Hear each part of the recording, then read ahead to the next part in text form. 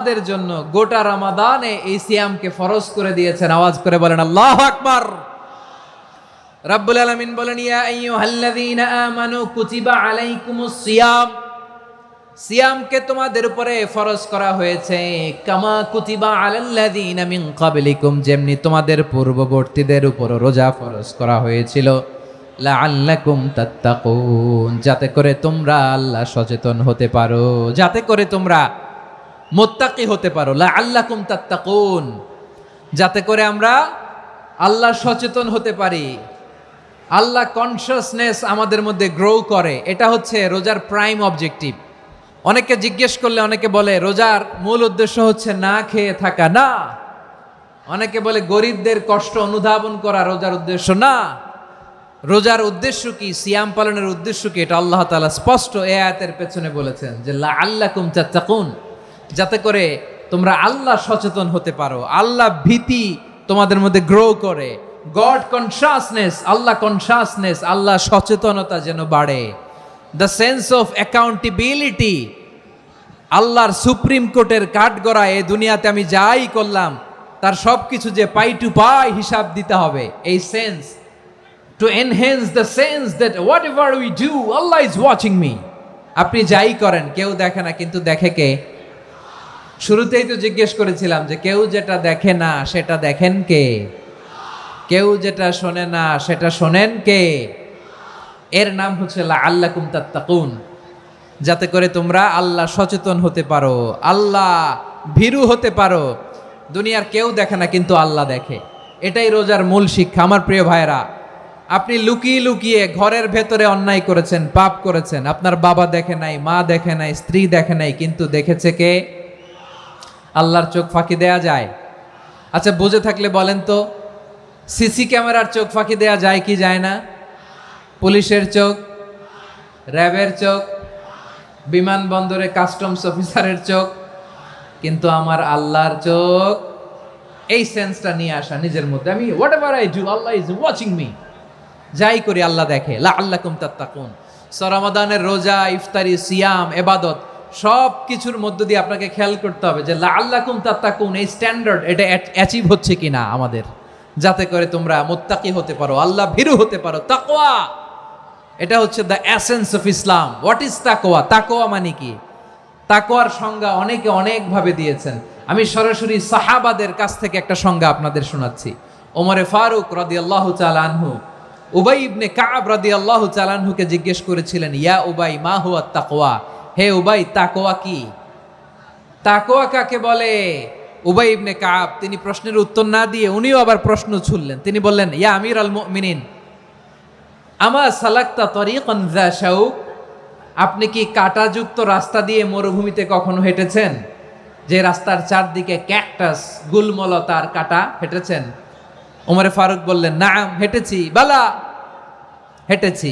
কাইফা আমিলতা, কিভাবে হেঁটেছেন?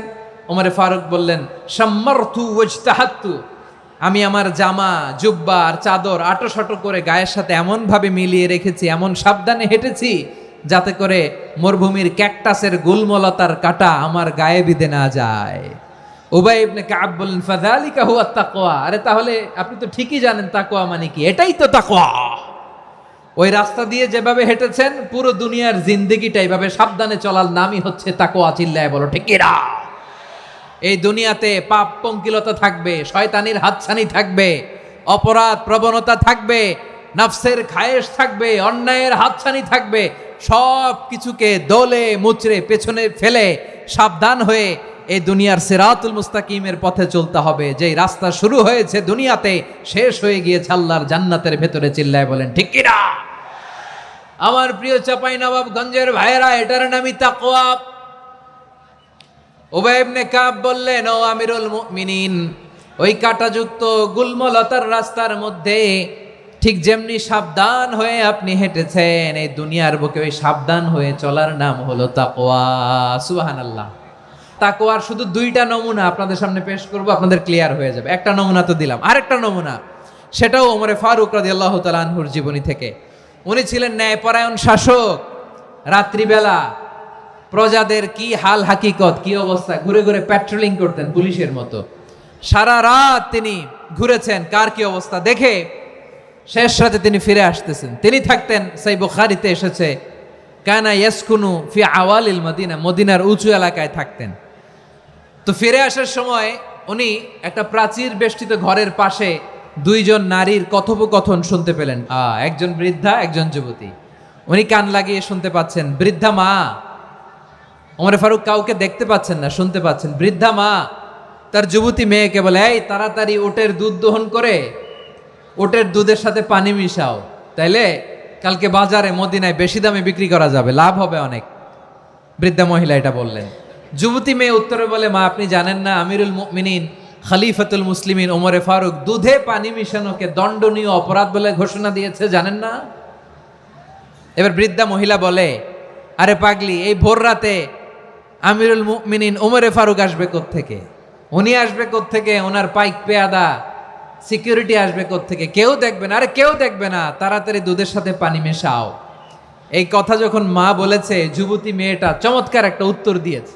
তিনি বলেছিলেন, ইয়া উম্মি, ও আমার মা, লাউলা রাআ উমর লা রাআ রব্বু উমর।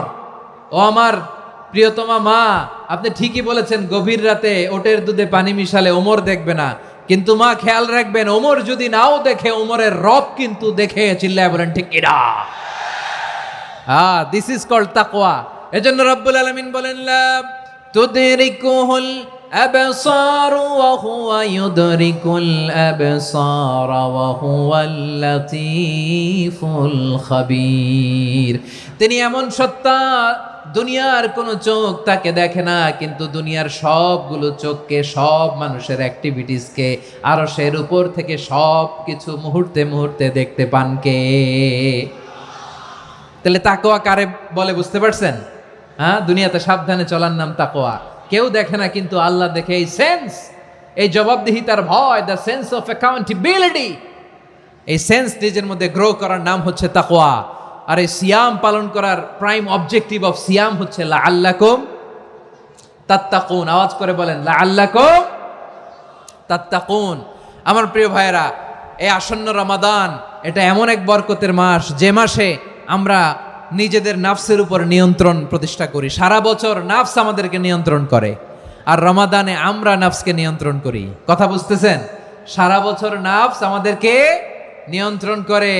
এই যে এখন আমার খেতে মনে চাইলে যে খেজুর রাখা, আমি খেজুর খেতে পারবো। নাটস আছে, বাদাম খাইতে পারি। খাইতে মন চাইলে পানি, আমার রুহুটা চায়, আমার নাফসটা খেতে চায়, আমি খেতে পারি, পান করতে পারি। বিবাহিতরা দিনের বেলায় স্ত্রীর সাথে মেলামেশা করতে চাইলে করতে পারে, কিন্তু রমাদানে দিনের বেলায় খেতে মনে চায়, কিন্তু আমরা খাই। আমার প্রবৃত্তি খেতে চায়, কিন্তু প্রবৃত্তির কথা আমরা শুনি। তৃষ্ণায় গলা ফেটে যায়, গলার ছাতি ফেটে যায়, কিন্তু এক ঢোক পানি কি আমরা গিলি? বিবাহিতরা দিনের বেলা স্ত্রীর সাথে কি মেলামেশায় যায়? না। তার মানে সারা বছর নফস আমাদেরকে নিয়ন্ত্রণ করে, আর রমাদানে নফসের উপর আমরা নিয়ন্ত্রণ প্রতিষ্ঠা করি। নফসের লাগাম আমরা রমাদানে টেনে ধরে। চিল্লায় বলেন ঠিক কি না? এজন্য আমার প্রিয় ভাইয়েরা, নফসের উপর নিয়ন্ত্রণ নিতে চাইলে রমাদানের রোজার কোনো বিকল্প নাই। এটা এমন মাস, যে মাসের ফজিলতেরও কোনো শেষ নাই। এই মাসকে বলা হয় দ্য মান্থ অফ হোপ। এটা আশা জাগানিয়া মাস। রমজানের কথা শুনলে আশা জাগে না হৃদয়ে? ইদা জাআ রমাদান ফুতিহাত আবওয়াবুস সামা ওয়া গুল্লিকাত আবওয়াবু জাহান্নাম ওয়া সুফিদাতিশ শায়াতিন। রমাদান আসলে আকাশের দরজাগুলো খুলে দেওয়া হয়, মানে জান্নাতের। জাহান্নামের দরজাগুলোকে লক করে দেওয়া হয়, শয়তানকে চেইন আপ করা হয়। ইবাদত করলে শুধু করতেই মনে চায়। চিল্লায় বলেন না সুবহানাল্লাহ। রমজানে ইবাদতে যেই মজা পাওয়া যায়, সারা বছর অন্য কোনো মাসে এই মজা আপনি পান? আমার চাঁপাইনবাবগঞ্জের ভাইরা আওয়াজ করে বলেন না, রমজানে ইবাদতে যেই মজা অন্য মাসে এটা পান? কারণ রমজানে ইবাদত করলে সওয়াবও বেশি, ইবাদতের একটা পরিবেশ থাকে, ঠিক কিনা বলেন? অন্য মাসে ইবাদত করলে এর সওয়াব পাওয়া যায় গাণিতিক হারে, রমজানে ইবাদত করলে সওয়াব বাড়তে থাকে জ্যামিতিক হারে। সুবহানাল্লাহ কইবেন না? অন্য মাসে সওয়াব বাড়ে গাণিতিক হারে, রমাদানে ইবাদত করলে সওয়াব বাড়ে কিভাবে? জ্যামিতিক হারে বাড়ে। দেখেন, রমাদানে একটা নফল করলে ফরজের সমান সওয়াব, একটা ফরজ করলে 70 থেকে 700 গুণ সওয়াব, রমজানে উমরা করলে হজের সমান সওয়াব। দ্য মান্থ অফ হোপ, আশা জাগানিয়া মাস। এই মাস আমাদেরকে হোপফুল করে, আশাবাদী করে।